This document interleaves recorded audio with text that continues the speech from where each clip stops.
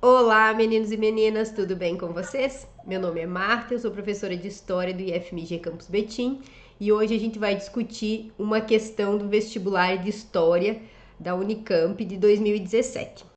Olá, meninas e meninos, tudo bem? E eu sou a Paula, também professora de História do Campus Betim do IFMG. Bom, gente, essa é uma questão que a gente tem um documento. Essa imagem que a gente tem aqui é parte de um afresco, que é um piso que se encontra hoje numa cidade da Alemanha, né? Mas que remete ali ao período do Império Romano, né? Da expansão do Império Romano, tá bom? Então a gente tem a imagem que mostra ali que seria uma luta, né?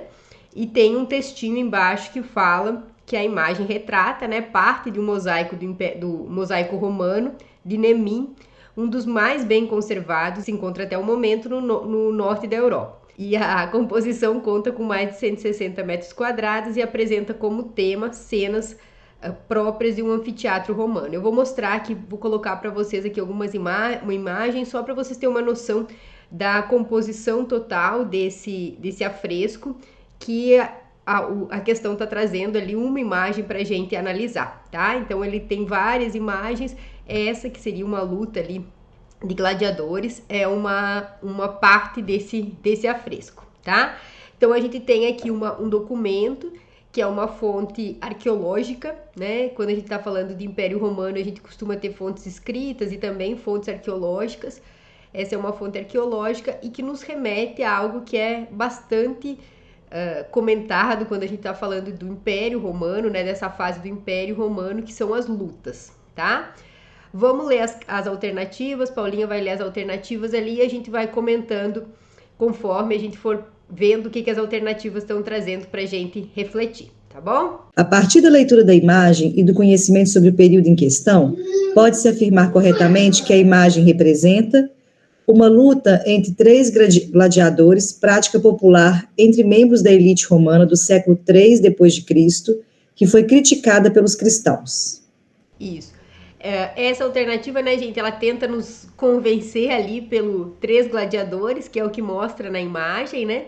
Mas ela não tá correta, porque quem participava dessas lutas, né, quem se envolvia ali, quem eram as pessoas que estavam lutando, eram pessoas mais pobres, né? Não necessariamente só escravizados, embora uma grande parte dos gladiadores fossem pessoas escravizadas. Você tem também algumas pessoas livres que participavam dessas lutas, até como uma perspectiva às vezes de ascensão, né? Porque não é um número grande de gladiadores que vão conseguir muito sucesso, mas tem alguns que vão ser bastante conhecidos, vão alcançar algum sucesso. Então você tem algumas pessoas livres que participam, mas majoritariamente são pessoas escravizadas, tá? Dentro daquela lógica mesmo da conquista, tá bom? Então o que tá errado nessa alternativa é essa parte que fala ali que seriam membros da elite romana, tá? Não são membros da elite romana. Letra B. A popularidade das atividades circenses entre os romanos, prática de cunho religioso que envolvia os prisioneiros de guerra. Isso. Essa alternativa, gente, ela também não está correta. Por quê? O que ela traz pra gente? A gente vai ter essas práticas, né, de entretenimento. Ali as lutas de gladiadores estão dentro dessas práticas de entretenimento que eram bastante utilizadas ali como uma forma de tentar ali se aproximar, de agradar a população, né? A gente vai discutir isso um pouquinho mais ali em outras alternativas. Mas o que está equivocado aqui nessa alternativa é que ela não é uma prática de cunho religioso, né? Ela vai envolver ali prisioneiros, como a gente falou, ela envolve escravizados, ela envolve às vezes algumas pessoas livres, mas ela não é uma prática de cunho religioso, né? Então essa é a parte da alternativa aqui que está errada, tá bom?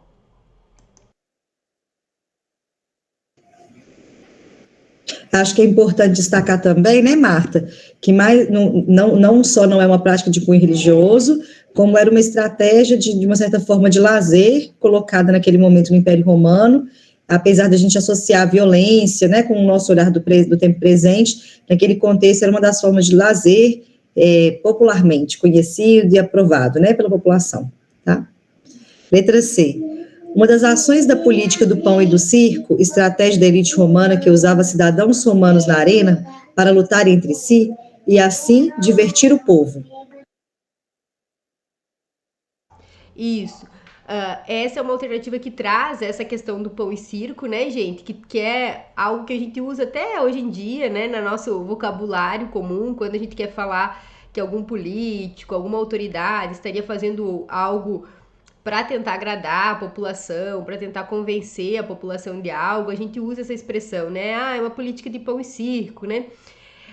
Que é um pouco dessa ideia, então, de que esses espetáculos eles eram feitos nessa perspectiva do lazer, né? Então, como uma forma ali de entretenimento, de lazer, mas que tinha esse objetivo de tentar deixar a população menos exacerbada, fazendo menos críticas em relação à estrutura do Império Romano, né?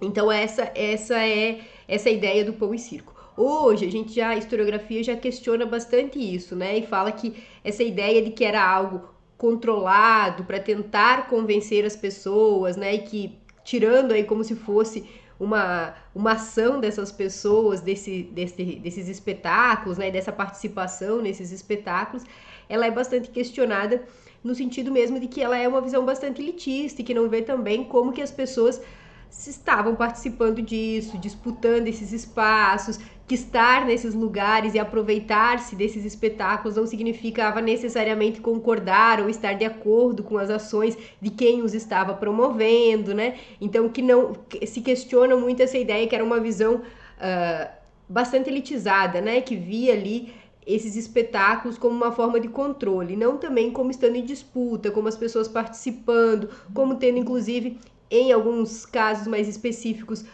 motins que acontecem nesses espetáculos, né? Então se coloca como um espaço de disputa de diferentes grupos ali que estavam bem constituídos nesse Império Romano, né? Porque a gente tem que lembrar que o Império Romano ele coloca as pessoas em lugares bem mais delimitados do que a nossa sociedade hoje em dia, né? E que esses lugares também eram lugares para você reforçar e para você disputar esses espaços, tá? Então, pensando no pão e circo, queria comentar isso. Mas o que está errado nessa alternativa, gente, é que ela fala pra gente que essas seriam estratégias da elite romana que usava cidadãos romanos na arena para lutarem entre si e divertir o povo. E como a gente comentou, embora a gente vai ter algumas pessoas livres que participam desses espetáculos, né? Majoritariamente quem estava lutando, e lembrando que eram espetáculos mesmo, tá, gente? Por mais que tenha assim uma questão de violência bastante presente, né?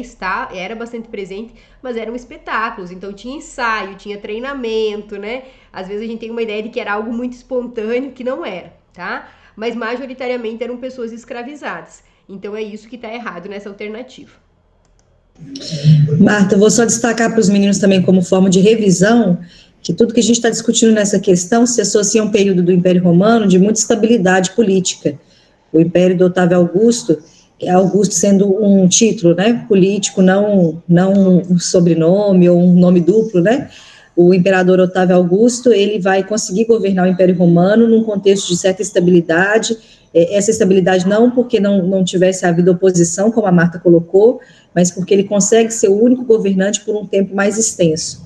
O Império Romano tem uma história atravessada, né, por mudanças de governo, crises políticas, sucessão, e no caso do Otávio Augusto, ele consegue permanecer no poder por um tempo de maior estabilidade. Letra D. Uma luta entre gladiadores, prática que tinha inúmeras funções naquela sociedade, como a diversão, a tentativa de controle social e a valorização da guerra. Essa é a nossa alternativa correta, né, gente? Primeiro, ela remete exatamente ao pedaço do afresco ali que colocou como documento pra gente, destacando, então, que esse seria uma luta entre gladiadores. Então, ela remete de novo a fonte que ela está apresentando pra gente, e ela nos coloca que esses espetáculos, essas lutas de gladiadores, elas tinham uma função naquela sociedade, uma função que era de uma tentativa de controle social, porque tinha essa perspectiva, né, gente, de agradar, de ter ali uma aproximação do imperador e das autoridades mesmo, não só do imperador, né, e uma tentativa de controle social, como a gente falou, que a gente não pode ver como algo estreito, né, como uma tentativa, como necessariamente algo que acontecia fielmente dentro do que era planejado, né? E uma valorização das guerras, porque como a gente comentou, alguns dessas lutas, desses espetáculos, eles tentavam reconstruir a história do Império Romano. por meio das guerras. Então, representando aí lutas entre inimigos de Roma, com os romanos vencendo, né? Você tentava reproduzir ali essas lutas, essas batalhas e recontar ali por meio dessas pessoas que estavam lutando a própria história de conquista do Império Romano, tá? Então essa é a nossa alternativa correta, tá bom? E lembrando para os meninos também como revisão, né, Marta, vamos falar mais sobre esse tema ao longo aqui das próximas questões, mas que o teatro, essas representações, o teatro era uma forma de reafirmação de um discurso cultural, de um discurso histórico sobre o próprio império, né, um discurso sobre si mesmo. Era assim que o império também acabava se reafirmando culturalmente, difundir seus valores, suas práticas, suas formas de organização, né. É isso mesmo. A gente não comentou lá no comecinho, né, Paula? Mas a gente vai gravar uma série de questões agora mais temáticas, né, gente? Então a gente vai trazer o Império Romano e o período romano de uma forma em geral nas próximas questões também para vocês. Não só, né? A gente vai escolher alguns temas para estar gravando nas próximas questões. É isso. Um abraço.